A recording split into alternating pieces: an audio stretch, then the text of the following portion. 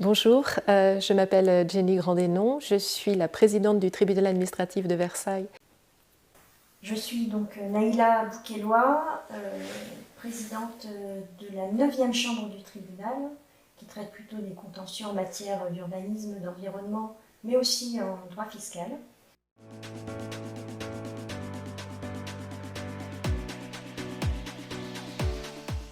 Le juge administratif a été invité par le législateur en 2016 dans une grande loi qui s'appelle la loi pour la justice du XXIe siècle à se lancer dans la médiation. Donc c'est depuis cette date-là que toutes les juridictions se sont engagées dans ce nouveau, il faut le dire, nouveau processus de résolution amiable des litiges.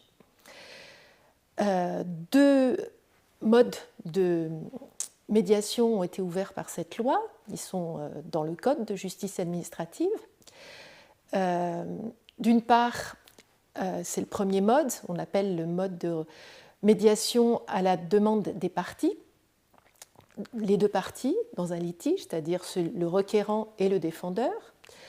Donc le défendeur, c'est souvent une commune, viennent devant le tribunal et demandent au juge de désigner un médiateur pour les aider à résoudre un conflit pour lequel elles souhaitent une solution amiable. Donc elles ont déjà fait ce pas elles-mêmes de vouloir une solution amiable et pas contentieuse, mais le fait que le juge désigne leur apparaît comme une garantie de neutralité. Ce ne sera pas le médiateur de l'un plutôt que de l'autre, ça assurera la neutralité dans la résolution du litige. C'est une toute petite part de notre activité de médiation. En revanche, le deuxième mécanisme ouvert par cette loi a lui été beaucoup plus utilisé. C'est la médiation, non plus à l'initiative des parties, mais du juge. Dans ce cas-là, en fait, depuis que ça existe, à chaque requête qui arrive au tribunal, le magistrat se pose la question suivante: est-ce que ce litige ne trouverait pas une meilleure solution par la médiation plutôt que par une solution contentieuse? On a, sur ce type de médiation à l'initiative du juge, on avait au 31 décembre 2024 62 médiations en cours et on avait fait plus de 90 propositions de médiation on en avait fait beaucoup plus, mais on a eu plus de 90 médiations qui ont été engagées sur ce terrain-là en 2024. Donc c'est une grosse part de l'activité de médiation du tribunal. Une fois que le juge a proposé aux parties, dans ce cas-là, d'engager une médiation, soit elles disent oui, soit elles disent non. Si elles disent non, l'instruction reprend son cours. Si les deux disent oui, eh bien la médiation est engagée et l'instruction du dossier contentieux est stoppée pendant le temps de la médiation. On laisse sa chance à la médiation, ce qui peut permettre parfois au litige d'être résolu beaucoup plus vite. Alors, est-ce contradictoire, j'ai bien entendu la question, avec le rôle du juge? Bien, je suis convaincue que non, parce que le juge, il est là pour mettre fin à un litige. Alors, quand il est saisi au contentieux, il applique la règle de droit. Mais le juge se rend bien compte que parfois, derrière le litige contentieux, il y a en réalité un conflit, un problème, qui peut intégrer d'autres dimensions humaines, financières, qui sont des dimensions qu'on ne peut pas traiter avec la règle de droit, mais qui relèvent vraiment essentiellement de la médiation. Donc le juge sait qu'il n'a pas la compétence pour aborder ces matières-là, ces dimensions-là humaines, financières, et c'est assez logique, il va donner ce dossier au médiateur pour que ces compétences particulières du médiateur puissent être utilisées afin d'apporter la solution qui convient au litige concerné. Donc en réalité, nous en sommes vraiment convaincus. Faire appel à la médiation, c'est faire appel à la co-construction d'une autre solution que les parties n'imaginaient pas du tout au début, que le juge d'ailleurs n'imagine pas non plus.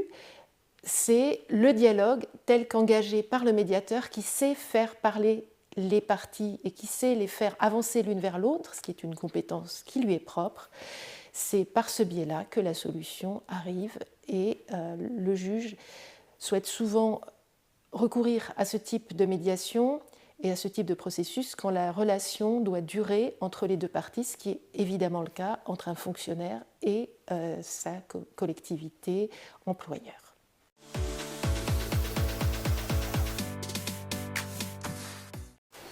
Alors, lorsque le juge propose une médiation, de manière très concrète, il envoie une lettre aux parties. Donc, lorsque la collectivité reçoit cette lettre, la première bonne pratique, c'est d'essayer d'y répondre le plus rapidement possible. D'y répondre expressément le plus rapidement possible, parce que tant que nous n'avons pas au tribunal de réponse, nous stoppons l'instruction et nous attendons cette réponse-là. Donc voilà, quand vous avez cette lettre, essayez d'y répondre rapidement, même négativement, même sachant que nous préférons que la réponse soit positive. Bonne pratique numéro 2, au moment où vous répondez, surtout ne pas nous souffler le nom d'un médiateur. Parce que si vous nous proposez quelqu'un, il est sûr que nous ne le prendrons pas. Une des conditions de la réussite de la médiation étant la neutralité du médiateur, ce qui suppose qu'il soit totalement indépendant vis-à-vis des deux parties. Et s'il nous est recommandé par une partie, la garantie d'indépendance n'est plus là. Troisième bonne pratique, qui est purement de bonne administration, précisez-nous clairement le nom de la personne qui est au sein de votre organigramme, qui peut être parfois complexe pour certaines collectivités, donc de la personne ressource, celle qui va être responsable de la conduite de la médiation au sein de vos services. Ça évitera au médiateur de perdre du temps pour identifier cette personne. Et corollairement, quatrième et dernière bonne pratique, vraiment fondamentale, dans le choix de cette personne responsable de la médiation au sein de votre collectivité, il faut surtout que vous veillez à ce qu'elle ait un pouvoir suffisant pour pouvoir négocier au nom de la collectivité et engager la collectivité sur la solution qui se dégage durant le temps de la médiation.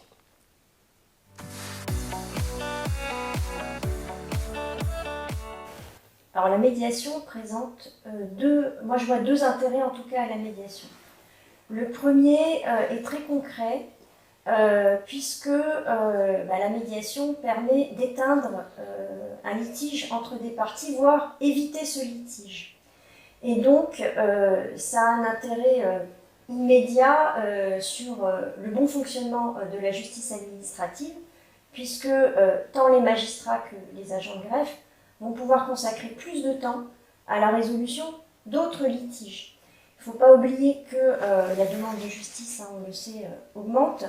Et en ce qui concerne le tribunal administratif de Versailles, on a enregistré en 2024 7,5% de requêtes en plus qu'en 2023. Donc ça, c'est le premier intérêt. Le deuxième intérêt, il est plus lié au cœur de métier des juges, qui est de résoudre le litige. C'est vraiment ça le cœur de notre métier. Donc, à partir de là, la manière d'y parvenir, j'allais dire, importe peu. Lorsque on va résoudre le litige par un procès et donc un jugement, le juge va exercer cette activité dans un cadre contraint procéduralement, contraint dans le temps aussi, parfois ça peut être assez long, et surtout, il ne va juger qu'en droit. Il ne peut pas prendre en compte d'autres éléments. C'est d'ailleurs ce qui assure l'égalité des justiciables devant la justice. On a comme règle de référence que la loi et les décrets.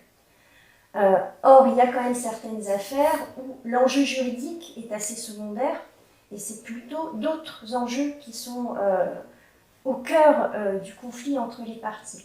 Et donc, dans ces affaires-là, quand le juge va proposer une médiation, il devient acteur, en fait, de la réintroduction du dialogue entre les parties. Et il va permettre à ces parties-là de se réapproprier finalement leur procès.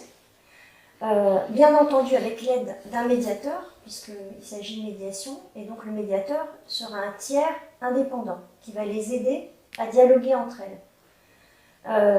En se réappropriant leur procès, elles vont se réapproprier la durée de la résolution de leur litige, mais aussi elles vont pouvoir introduire dans leur dialogue des éléments que le juge peut moins prendre en compte, tels par exemple que la charge psychologique ou les enjeux économiques. Alors, on a remarqué au tribunal, c'est très empirique, mais c'est quand même assez palpable, que lorsque les collectivités locales ont laissé faire une médiation et que cette médiation a abouti, elles sont beaucoup plus enclines à choisir la résolution amiable du litige, voire même à la proposer. Et pour le coup, les juges accueillent avec beaucoup d'enthousiasme en fait le fait que des litiges puissent plutôt se résoudre à l'amiable que par la voie contentieuse. En 2024, comme en 2023, c'est un chiffre sur lequel je voulais insister, on a 75 médiations qui ont été menées jusqu'au bout et qui ont mis en jeu une collectivité locale du ressort du tribunal ou un de ses établissements publics.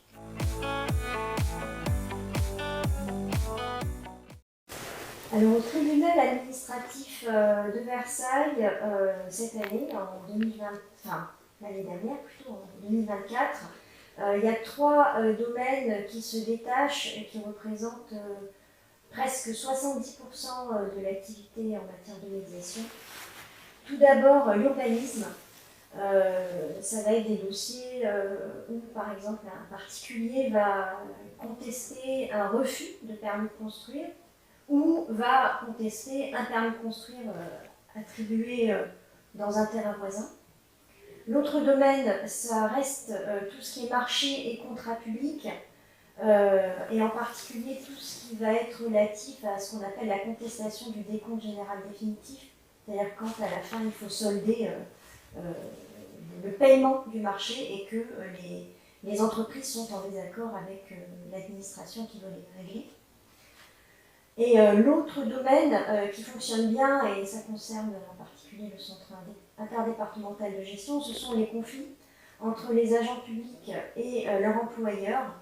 Et là, ça peut être assez varié, ça peut être des sujets où l'agent va contester le fait qu'on lui refuse une prime, et ça peut être des dossiers un petit peu plus, avec un enjeu psychologique plus fort, où l'agent public ressent dans son activité du harcèlement moral, par exemple. Donc ça, ce sont les 3 domaines, mais on essaye de diversifier les propositions de médiation, et il y a certaines matières qui, de manière assez inattendue, présentent certaines potentialités, et actuellement, quelque chose qui monte, c'est les médiations en matière de police administrative. Pour illustrer mon propos, c'est par exemple des litiges où un riverain va être en désaccord avec une nouvelle décision relative à la circulation sur sa voie publique, sens interdit, interdiction de circuler pendant 15 jours. Et dans ces affaires-là, la médiation est acceptée par les parties, parfois même fonctionne. Et donc ça montre que la médiation n'est pas forcément en contradiction avec la notion de police administrative.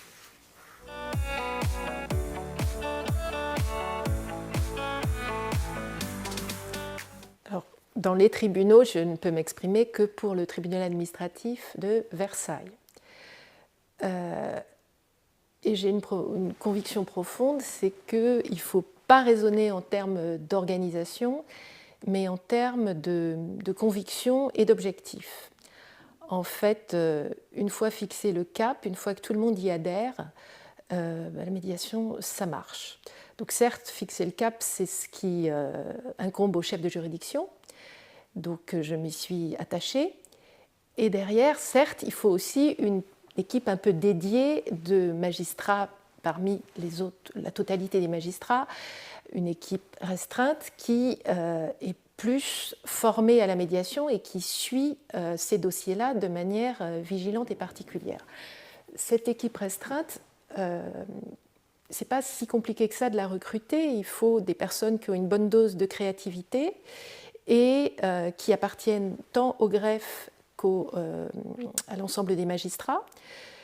Et cette équipe a pour mission de créer des outils transversaux, de faire des retours d'expérience, de recruter les médiateurs, de suivre les médiations, de créer des nouveaux circuits d'organisation, de proposer à chaque fois ce qui doit changer dans ce processus qui est tout nouveau.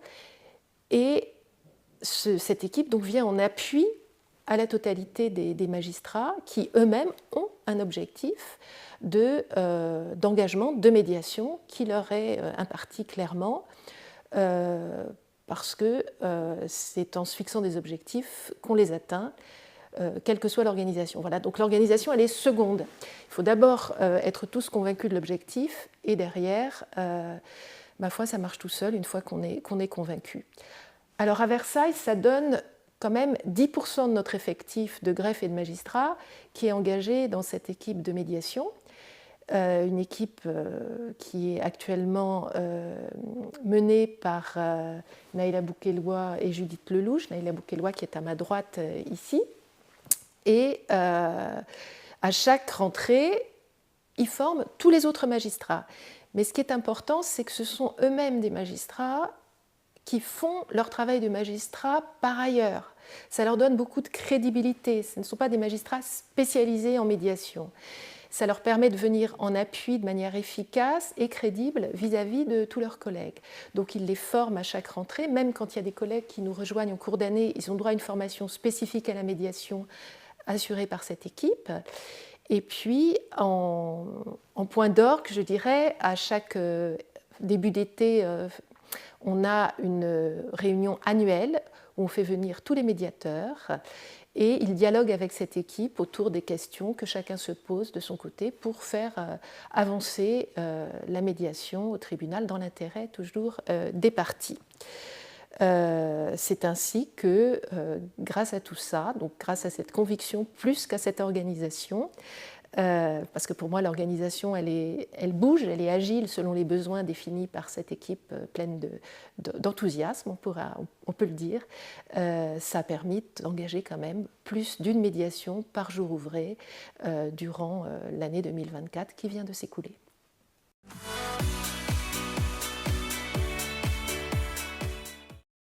C'est une excellente question parce que contrairement à une idée reçue, quand le juge propose une médiation, ça n'est pas du tout parce qu'il pense que telle ou telle partie risque de gagner ou de perdre le litige. Quand le juge le fait, c'est qu'il a la conviction que c'est la meilleure solution, celle du dialogue, plutôt que celle du contentieux. En particulier, ça vaut, s'agissant des collectivités, quand il y a un conflit qui est avec une partie, donc un interlocuteur de l'administration qui n'est pas content de cette décision prise par la collectivité, dans un domaine où la relation va durer longtemps. Typiquement, un fonctionnaire qui va rester longtemps en lien avec sa collectivité employeur a priori, ou un habitant qui va habiter longtemps la commune où il s'est installé et qui va longtemps être le voisin du propriétaire voisin qui est en train de construire une construction qui ne lui plaît pas. Donc dans ces deux cas, l'idée c'est qu'il vaut mieux voir tous les problèmes ensemble d'un coup pour avoir une solution qui dure longtemps, plutôt que de résoudre juste un problème juridique, mais que derrière, en le sortant par la porte, rentre par la fenêtre toute une autre série de difficultés entre les deux voisins ou entre l'administration et son entre le fonctionnaire et son employeur, parce qu'on ne les aura pas intégrés. Donc ça nous permet d'éviter des tas de procédures contentieuses en cascade en ayant une solution globale où tout est mis sur le tapis. D'ailleurs, je suis vraiment frappée par l'inventivité des médiateurs qui réussissent, dans le cadre de ce dialogue entre les deux parties, à créer des nouvelles solutions, des solutions dans lesquelles il n'y a pas un gagnant, un perdant, des solutions dans lesquelles on est dans ce qu'on appelle gagnant-gagnant, parce qu'on a regardé la totalité des problèmes et sur certains, il y en a un qui fait des concessions, sur d'autres, c'est l'autre. Et au total, on arrive à une solution apaisée en présence de ce tiers qui est le médiateur et qui permet un dialogue qui parfois n'arrive pas à se nouer quand les deux parties sont toutes seules face à face. On évite le face à face justement par cette médiation de ce tiers. Enfin, il y a aussi le cas qui est important dans lequel la médiation n'aboutira pas à une nouvelle solution, mais aboutira seulement, et c'est déjà énorme, à l'acceptation par l'administré de la décision de l'administration.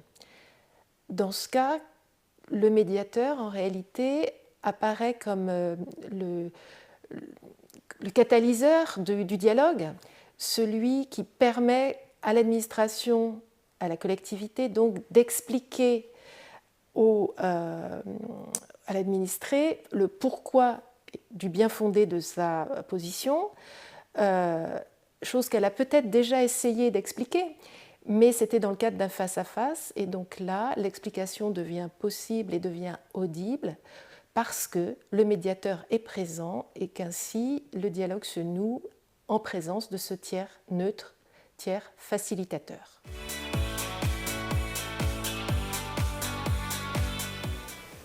Alors je pense qu'il faut combattre véritablement une idée reçue, c'est que la médiation et l'accord qui en résulte entre les parties ne signifie pas compromettre la régularité de l'action de l'administration et des services publics.